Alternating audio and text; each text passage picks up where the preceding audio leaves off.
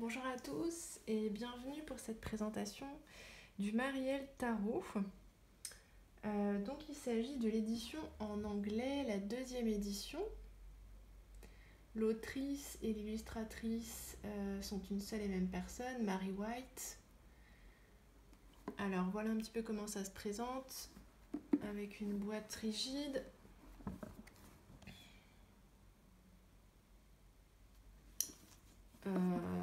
Assez solide. Que moi j'affectionne pas particulièrement. C'est un point de vue très personnel, hein. Évidemment, j'aime pas tellement cet aspect brillant. Et alors, à l'intérieur, on avait des compartiments pour mettre les cartes qui étaient dans une matière assez désagréable. Enfin, moi j'ai tout enlevé, donc forcément je peux pas vous le montrer. Mais voilà, il y en a peut-être qui trouveront ça pratique. Moi je suis pas fan de ce genre de présentation. Euh, les cartes sont d'une qualité relativement satisfaisante. C'est pas une qualité de fou non plus, hein. C'est quand même très souple. Bon, alors après, il y a des gens qui préfèrent les cartes souples, hein. Moi, j'aime assez les cartes épaisses. Ça glisse pas très bien, alors ça, c'est quand même un petit peu plus ennuyeux. On a une tranche qui est une tranche argentée qui est très jolie. Mais de la manière dont elle a été faite, je pense que la bordure est légèrement plus épaisse pour le coup que la carte. Et ça nous fait des petits paquets parfois quand on brasse. Alors ça s'améliore considérablement au fur et à mesure qu'on utilise le jeu. Mais c'est quand même un inconvénient que j'ai envie de noter parce que c'est un tarot que j'aime énormément. Euh, Vraiment, c'est un incroyable tarot. De tous les tarots que j'ai pu utiliser, c'est le plus incroyable. Voilà, je vais choisir cet adjectif-là en attendant de pouvoir vous en dire plus et de creuser un peu plus par la suite. Et donc forcément, je m'attendais à quelque chose de très qualitatif au niveau des cartes et du coffret, de quelque chose de très soigné au niveau de l'édition. Et je suis un petit peu déçue dans cette attente-là. Voilà, c'est pas une mauvaise qualité à proprement parler, mais pour un tarot qui coûte une bonne quarantaine d'euros, et puis qui, à mon sens, est un tarot quand même assez exceptionnel, je m'attendais à quelque chose d'un peu mieux. Il me semble que c'est un tarot qui mérite le meilleur, voilà, en termes d'édition. Euh, Voilà pour la présentation pratique. Alors ensuite, le livret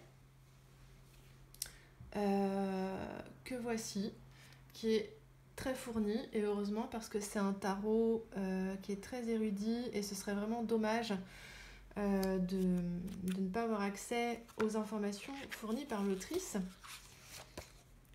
Alors, on commence avec une introduction au tarot qui explique l'esprit du tarot tel que perçu par l'auteur et par l'autrice et tel qu'elle a souhaité le développer dans cet ouvrage. C'est très utile, vraiment, parce que on perçoit toute la richesse de ses influences très brièvement, parce que ça reste une petite introduction. Euh, mais je pense que c'est vraiment une introduction utile. Voilà. Pour les personnes qui maîtrisent déjà le tarot, on peut se dire oui, bon, l'introduction, est-ce que c'est le tarot, etc. Est-ce que c'est vraiment nécessaire? Dans ce cas-là, on est sur un tarot qui est quand même assez atypique. Donc ça va être utile de lire l'introduction si on en a envie. Voilà.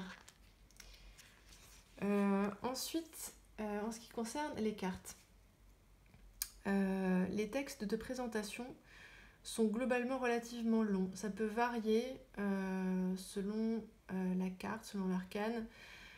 C'est pas forcément plus long sur les arcanes majeures que sur les mineurs, mais comme l'autrice se réfère à tout un réseau très riche et très complexe d'informations et de connaissances qui viennent tout aussi bien de la littérature, de la poésie, de différentes mythologies égyptiennes, sumériennes, grecques. On a des références bibliques, on a des références très nombreuses à la Kabbale, à la sagesse hébraïque, à l'alphabet hébraïque, à l'astrologie, au bouddhisme. Voilà pour vous donner un bref aperçu. Euh, On a assez souvent une citation introductive toujours très pertinente et percutante à mon sens, une représentation en couleur de la carte, un texte qui est toujours passionnant, parfois assez complexe. J'avoue pour ma part qu'il y a certaines cartes, certains textes explicatifs qui m'échappent en partie à cause de toute l'érudition qui est déployée. Quand on n'a pas des repères assez solides, on n'est parfois pas en mesure de comprendre les explications de l'autrice dans toute leur complexité. C'est jamais totalement opaque, évidemment. C'est quand même, ça apporte toujours beaucoup d'éléments, même si on n'est pas spécialement érudit. Moi, je ne suis pas spécialement érudite, je ne me considère pas comme telle en tout cas. Et ça reste quand même accessible. Et si on veut juste avoir la signification globale de la carte, on a quand même la signification droite et inversée. Voilà globalement comment l'ouvrage se présente. Là par exemple, vous voyez que sur la haute prêtresse, on a quelque chose d'assez long.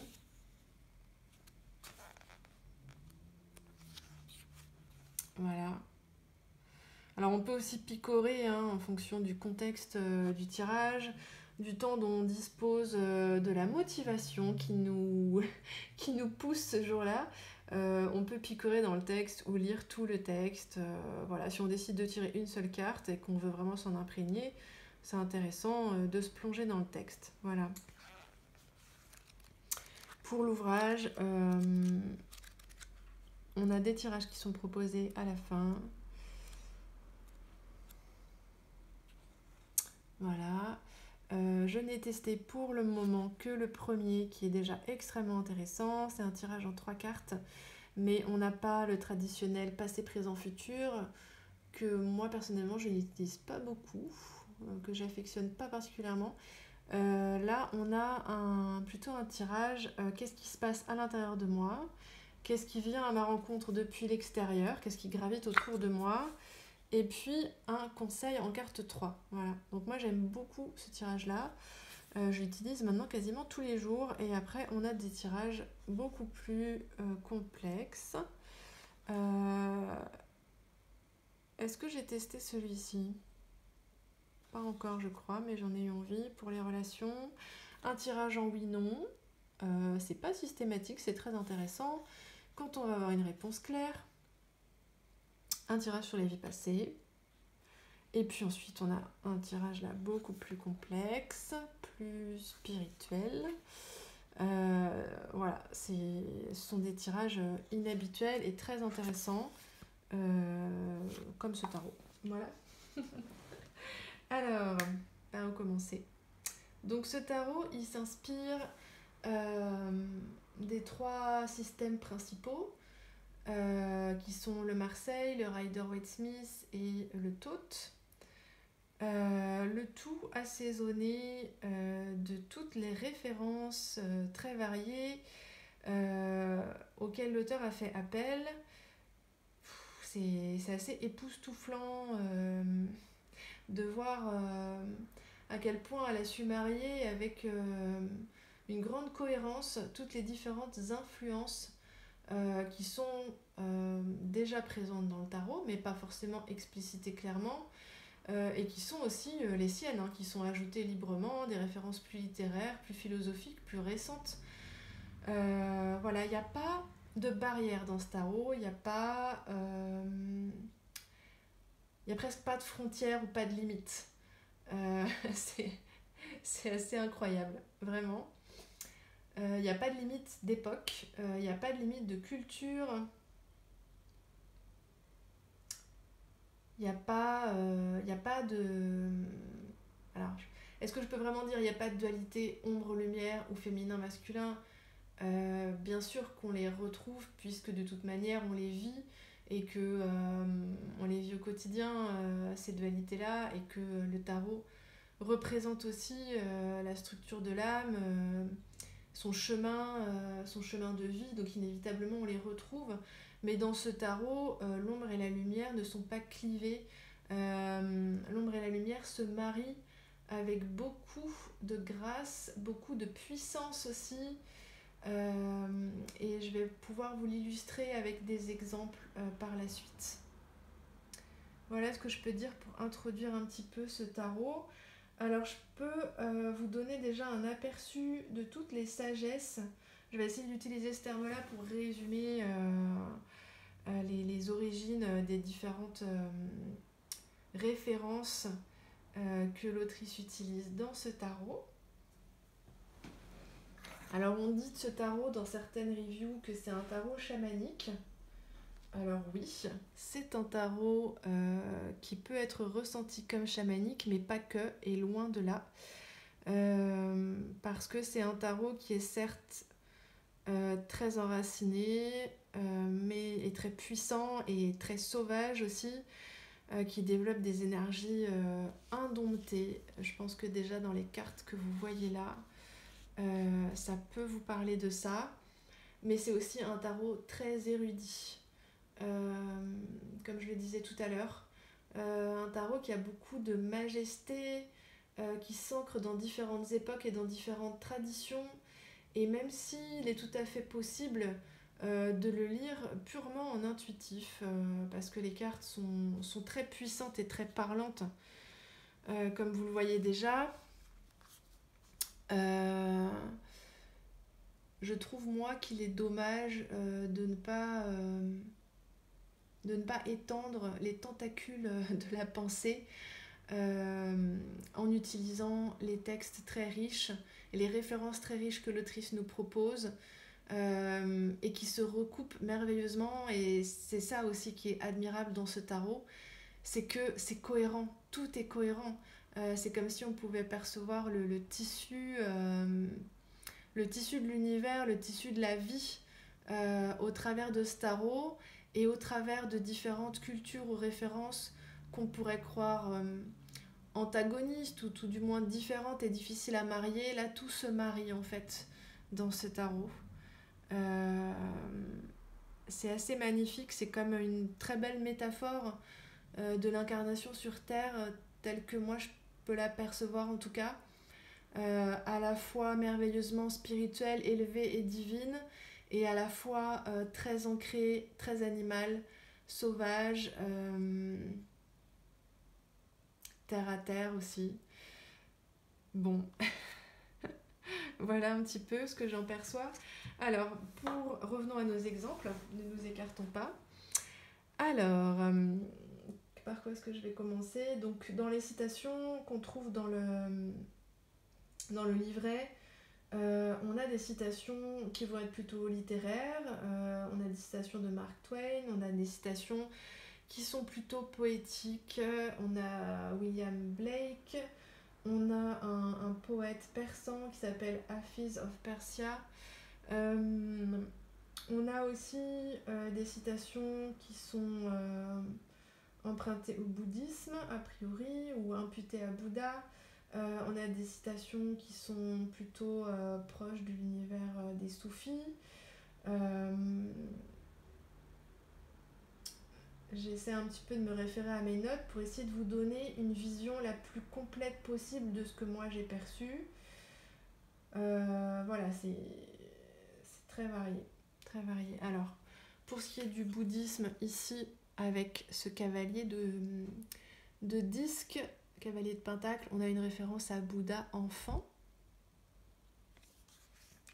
Ici, avec ce roi de bâton, on a une référence au dieu sumérien du soleil.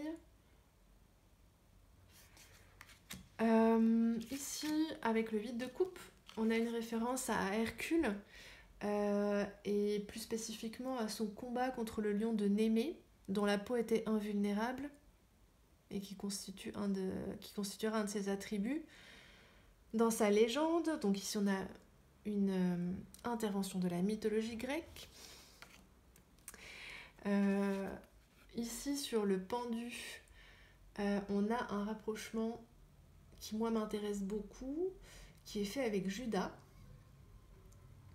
Alors, c'est la première fois qu'on me propose une interprétation de ce type. J'ai pas encore complètement exploré parce que là encore, hein, c'est assez complexe et tentaculaire, mais alors vraiment c'est très intéressant. Euh, on a beaucoup de références égyptiennes, ici avec Maat.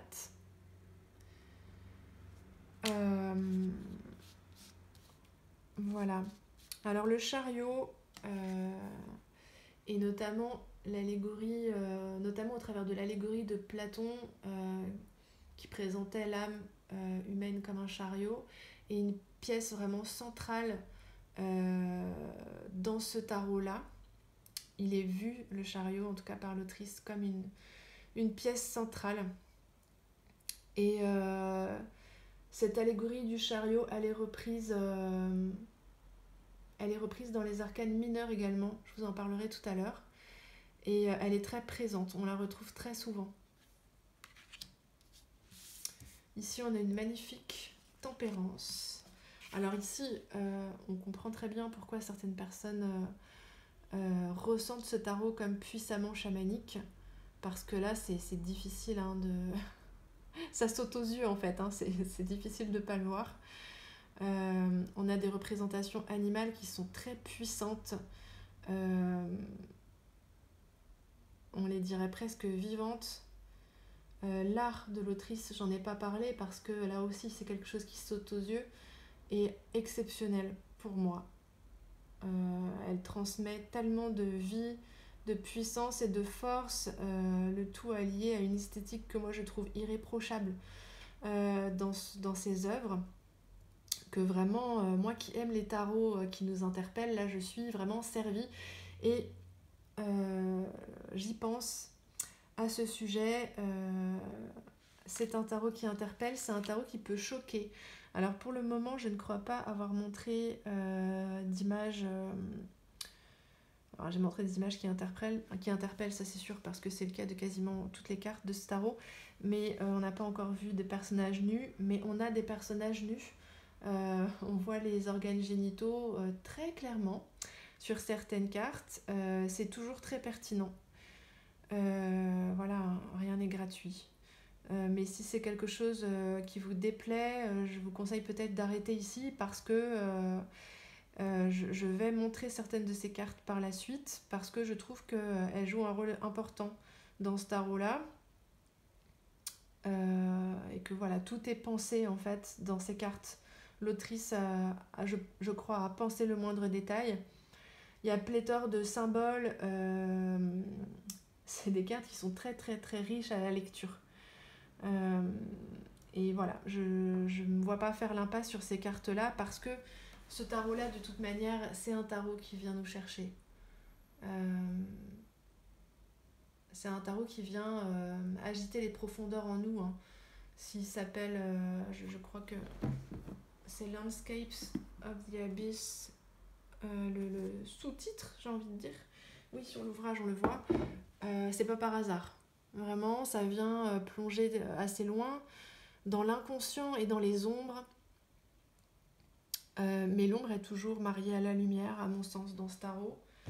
Et c'est ce qui fait toute sa puissance. Elle est intégrée, en fait, à la vie de ce tarot, parfaitement, et à l'énergie de ce tarot. Ce tarot nous aide à réintégrer cette énergie de l'ombre, à cesser de la rejeter ou de l'ostraciser, en fait. De la voir comme quelque chose d'indésirable et de séparé, ou qu'on souhaiterait séparer de nous, et de voir toute sa beauté et toute sa force. Alors vraiment, si vous voulez faire un travail de ce type avec ce tarot-là, c'est juste parfait. Vous ne trouverez pas, à mon sens, hein, je ne connais pas tous les tarots qui existent, donc, mais vous trouverez difficilement, on va dire, un meilleur tarot pour ce genre de travail. Voilà. Alors, est-ce que j'ai oublié des choses? J'ai pris des petites notes parce que c'est tellement foisonnant que j'avais besoin de ça. Bon, je pense que j'ai fait à peu près le tour. Oui, on a des citations de Nietzsche, de Goethe, pour tout l'aspect plus philosophique. Des citations de Virgile. On a la Divine Comédie de Dante également. Voilà, c'est incroyablement riche. Alors, bien sûr, dans le tarot, vous savez déjà probablement que on a des liens qui sont assez évidents avec l'alphabet hébraïque, avec la Kabbale, avec l'astrologie. Ça, c'est des choses qui sont mises en avant très bien et très clairement dans tous les tarots qui se basent sur le système de Thoth. Et alors ici, ça prend une autre dimension, vraiment. C'est relié aux œuvres des grands romanciers. On a aussi Victor Hugo, je ne sais pas si j'en ai parlé, des grands poètes. On a aussi un mythologue américain qui s'appelle Joseph Campbell. Moi, j'apprécie beaucoup les citations, les quelques citations qui émaillent le livret. Et ce livret, il va nous ouvrir des portes, pas seulement dans notre pratique du tarot, pas seulement sur nous-mêmes, mais aussi d'un point de vue purement culturel et érudit. Il va nous ouvrir des portes, il va nous inviter à faire des recherches et à aller voir toujours plus loin, toujours plus profond aussi.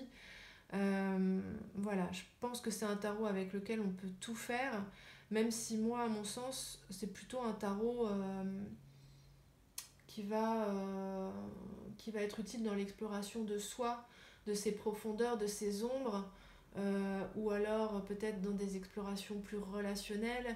Enfin, il sonne quand même très spirituel ce tarot. Je me vois pas... si par exemple je faisais seulement des tirages prédictifs, je me verrais pas acheter ce tarot uniquement pour ça. Voilà. Encore que ça doit être faisable.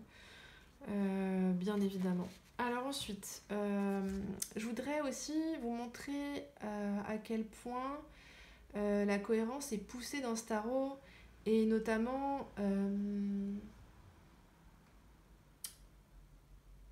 dans la symétrie qu'on retrouve dans les suites de chiffres parce qu'elle a fait le choix, Mary White, de présenter son tarot non pas par suite, par exemple toute la suite des bâtons de 1 à 10, toute la suite des coupes de 1 à 10, etc., mais par chiffre. Donc on retrouve tous les as, tous les 2, tous les 3, tous les 4, etc. Et la cohérence ou les mouvements, les échanges et les discussions, on va dire, qui se font plutôt entre les mêmes chiffres. Alors, on perçoit déjà cette cohérence dans les arcanes majeures, même si à mon sens, elle s'épanouit surtout dans les arcanes mineures. Donc, par exemple, ici, vous voyez la lune et le soleil, magnifique mise en regard, avec une d'inspiration plutôt égyptienne. Alors, si je ne me trompe pas, avec Hathor et Horus. Très beau. On a aussi ici une cohérence peut-être d'un autre type, puisqu'il ne s'agit pas ici de puiser à la même source mythologique, dirons-nous, mais plutôt dans la dynamique qui sont développées dans ces deux cartes-là. Donc le magicien et la haute prêtresse, qui moi, tel que je les perçois, représentent des potentiels non encore totalement incarnés ou manifestés.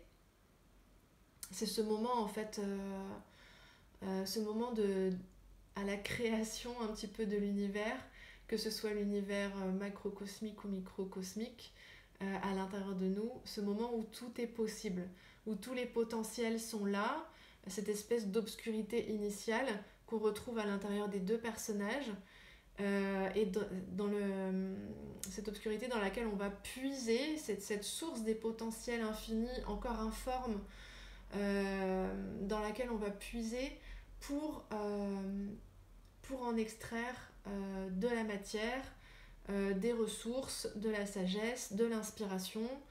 Et j'aime aussi beaucoup le mimétisme dans la carte parce que le magicien se trouve lui aussi encadré par les colonnes. Ces deux colonnes qu'on retrouve aussi dans de nombreuses autres arcanes qui sont une référence récurrente, mais dans la mesure effectivement elle fait beaucoup appel, Mary White, à la Kabbale. C'est normal qu'on retrouve ces colonnes, qu'on retrouve aussi dans l'arbre de vie kabbalistique. Et alors le magicien, avec le magicien, on a cette dynamique où on a certes cette obscurité initiale, mais on va pousser quelque chose vers l'extérieur et le résultat, ça va être quelque chose de très construit, de très géométrique, de très logique, matérialisé. Et avec la haute prêtresse, on a au contraire, je trouve, un mouvement qui va plutôt vers l'intérieur. Là, on imagine le magicien, même si on voit pas ses mains qui font ça comme ça. Avec la haute prêtresse, on a plutôt des mains qui reviennent comme ça vers soi. Et puis, on a quelque chose qu'on ne peut pas enfermer dans une forme qu'on ne peut pas circonscrire, qui est le feu, une énergie qu'on ne peut pas circonscrire. Et ni utiliser de la même manière, ni faire fructifier de la même manière, qui va être une énergie beaucoup plus intériorisée, beaucoup plus secrète avec la haute prêtresse. Donc je trouve que c'est très bellement exprimé avec ces deux cartes-là. Ensuite, si on continue avec les arcanes mineurs, alors là, on va passer sur les scènes de nu. Et ça va bien sûr bien au-delà de ça. Donc sur les As, on a quelque chose de très intéressant qui est développé. Ce sont tous des créatures, ils sont tous représentés par des créatures chimériques et on retrouve ça à de nombreuses reprises dans le tarot.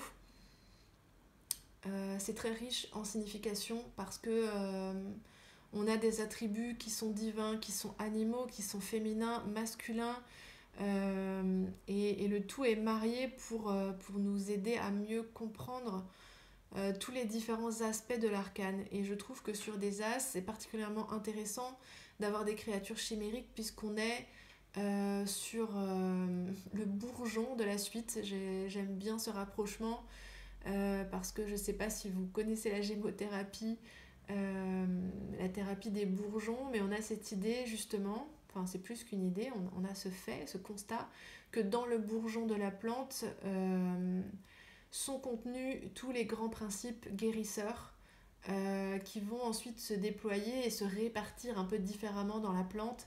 C'est-à-dire que par la suite, pour une même plante, si vous utilisez les racines, les feuilles ou les fleurs, vous n'aurez pas les mêmes propriétés curatives, mais l'ensemble de ces propriétés curatives se trouve par contre présentes dans le bourgeon. Et je trouve qu'avec un As, on a un petit peu cette idée que l'énergie de la suite est là tout entière, non encore déployée, canalisée, précisée. Voilà, et donc avec des créatures chimériques, c'est parfait parce que ces As, ils ont à la fois des attributs divins, ils ont des ailes. Ces créatures chimériques ont toutes des ailes.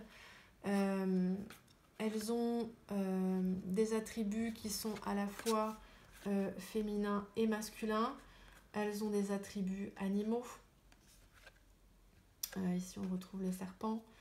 Et peut-être, à mon sens, les cartes les plus expressives et les plus puissantes qu'on trouve dans ce jeu, qui est de toute manière extrêmement puissant. Ça vient nous gêner un peu de prime abord. Enfin, c'est tellement puissant que ça fait tellement d'énergie à recevoir d'un coup qu'on peut avoir un mouvement de recul avec ces As. Et en même temps, ils sont tellement fascinants. Et ils contiennent tellement d'éléments intéressants. Vraiment, ce tarot, globalement, et ça se perçoit particulièrement dans les As, permet d'élargir incroyablement et d'approfondir incroyablement la perception qu'on a des arcanes. L'As de Pentacle, particulièrement l'As de Disque, fait référence au mythe du Minotaure. Et j'ai trouvé ça vraiment très très intéressant. Voilà, je vous laisse découvrir ça si vous souhaitez acquérir ce tarot. Voilà les As. En ce qui concerne les 4, là on a des paysages. Donc c'est l'énergie qui se déploie au travers de la nature et des énergies de la nature. On a un 4 de coupe ici qui est très intéressant, qui montre le lent travail de l'eau et donc le lent travail des émotions, qui peut parfois être perçu dans un 4 de coupe comme un petit peu limitant. Ça peut être perçu comme des émotions un petit peu stagnantes, à un moment où on est un peu bloqué, où on s'ennuie un petit peu, où il y a quelque chose qu'on n'arrive pas à voir ou à saisir. Là, on perçoit toute l'utilité de ces instants-là avec cette simple métaphore de l'eau qui polit patiemment et et à la fin, on a un trésor qui en ressort en fait avec ce coquillage qui est malheureusement un petit peu caché. Là, ça fait à mon sens aussi partie peut-être des erreurs éditoriales, encore que je suppose qu'il y a une cohérence à toujours mettre l'inscription au même endroit, mais voilà. Et alors très intéressant, l'autrice nous explique que ce coquillage du cadre de coupe se retrouve ici dans le cadre de disque, dans le ciel du randonneur spirituel qui va son chemin en fait, et guidé par cette étoile, cette perle émotionnelle qui s'est forgée dans le cadre de coupe. Très très beau. Dans les 6, on a une énergie que je ne m'attendais pas à trouver dans ce tarot pour l'avoir beaucoup entendu qualifier de chamanique, qui est l'énergie des archanges. Donc ici, avec le 6 de disque, on a Gabriel. Avec le 6 d'épée, on a Raphaël. Le 6 de bâton, on a Michael. Et le 6 de coupe, on a Uriel. C'est très intéressant. Voilà, là aussi, c'est même fascinant en fait. Et là, pour ce qui est des recherches supplémentaires qu'on peut être amené à faire, alors le texte nous invite à faire des recherches et l'illustration nous invite à faire des recherches parce que quand on voit cette illustration, vous pouvez voir que le personnage a 6 doigts. Et effectivement, dans la Bible, il est fait référence, a priori, à plusieurs reprises, à des personnages à 6 doigts. J'ai pas approfondi mes recherches là-dessus, mais là encore, ça ouvre une autre porte. Sur les 7, là, on revient à l'allégorie du chariot. C'est-à-dire que chaque 7 va représenter une partie du chariot. Ici, on a le cheval noir, ici, on a le cheval blanc, l'ombre, la lumière. Ici, on a le chariot en lui-même, la matière dont est constitué le chariot. Et ici, donc le corps, hein, et ici, on a le conducteur du chariot, avec le 7 d'épée. C'est assez fascinant. Ici, vous voyez une référence à l'astrologie avec les planètes, etc. C'est pas ce qui est le plus développé dans ce tarot, même si ça fait appel au système de Thoth. C'est beaucoup moins développé que les références à la sagesse hébraïque, par exemple. Voilà. Et pour conclure, on a les 10 qui sont tous représentés par des cavaliers. Donc là encore, on a une grande cohérence. On a des interprétations qui, là encore, vont sortir du cadre, vont élargir les perspectives qu'on peut avoir sur l'arcane. Par exemple, le 10 de bâton nous montre ici un visage un peu plus neutre qu'habituellement, à savoir qu'on n'a pas tout de suite cette impression d'accablement qu'on peut avoir avec un 10 de bâton, de porter trop. On a plutôt, tout du moins avec une signification droite et non renversée, cette idée de toute l'honorabilité qui peut être liée au fait de porter son feu, de porter ses responsabilités, et que ça peut être fait avec grâce et facilité. Et moi, je trouve ça très intéressant parce que je pense qu'il y a par exemple des personnalités très yang qui sont susceptibles de porter un 10 de bâton avec beaucoup plus d'aisance, de grâce, de facilité, de justesse et de pertinence que d'autres personnalités, par exemple, où il peut y avoir des circonstances de vie, en tout cas, où le 10 de bâton peut être perçu comme ça, et non pas seulement comme une énergie écrasante, ou trop intense. Voilà, le 10 de disque, avec encore une référence ici visuelle pour le coup, à l'arbre de vie kabbalistique, au Séphiroth. Et un 10 de coupe qui est lui aussi assez intéressant en termes d'interprétation, qui sort un petit peu de l'imagerie un peu hédoniste qui est souvent utilisée pour un 10 de coupe, hein, qui n'en est pas moins pertinente. Hein. Là, pour le coup, c'est presque très noir, peut-être trop noir, je sais pas. Avec cette carte, l'autrice a choisi d'insister plutôt sur la famille. Le cheval rouge là étant censé représenter le cœur et tout ce que la famille va porter et transporter dans les héritages, dans les liens, donc ça peut être très beau, ça peut aussi être toxique et j'aime assez là encore cette remise au centre, voilà, cette non-binarité, est-ce qu'on peut dire ça comme ça, voilà. Voilà, je pense que j'ai fait le tour et je vais pas faire une vidéo trop longue, elle est déjà très longue. Je vais vous montrer rapidement les cartes quand même en fin de vidéo. Je suis désolée, pardon.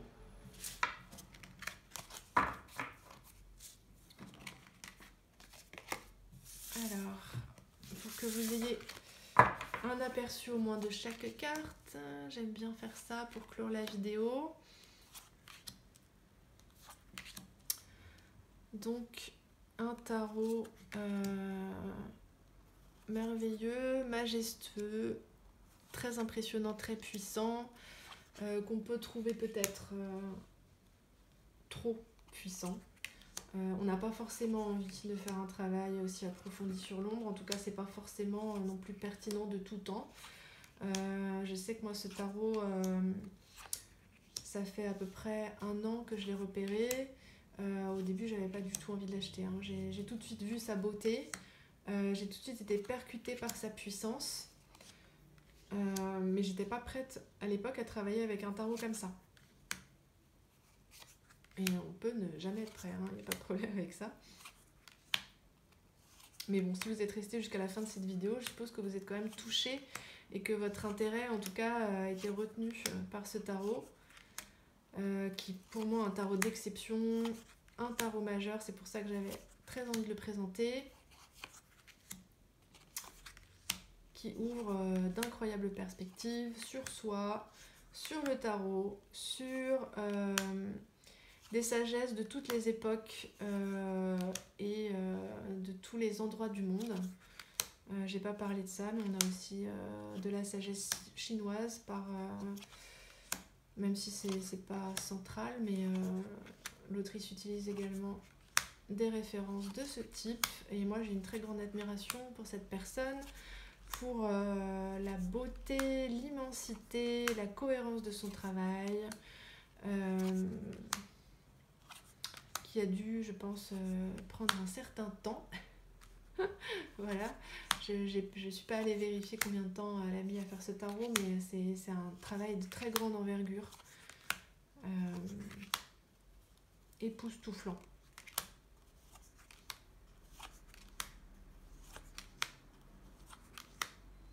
Il peut être manié en intuitif, les jours où on veut seulement faire de l'intuitif, qui peut être manié intellectuellement, qui peut être manié des deux manières. C'est certainement encore le mieux. Et là encore, un tarot qui va nous permettre de faire se rejoindre des polarités qu'on pourrait avoir vécues comme opposées ou séparées à un certain moment. Donc l'ombre et la lumière, mais aussi le rationnel et l'intuitif. Voilà, je vous remercie beaucoup de m'avoir écouté jusqu'à la fin. Et je vous dis à bientôt pour une autre présentation avec grand plaisir.